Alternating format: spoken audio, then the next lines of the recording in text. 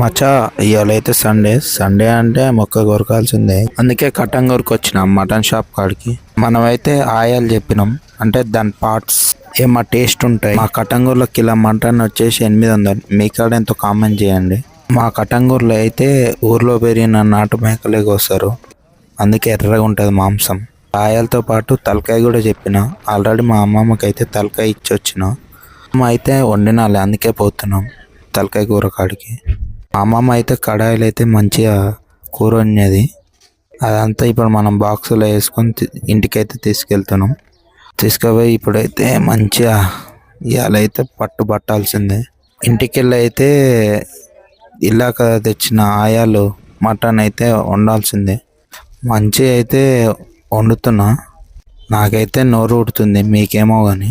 కూర అయితే అయింది, ఇక తినాల్సిందే. పోతూ ఒక లైక్ కొట్టుకోమచ్చా.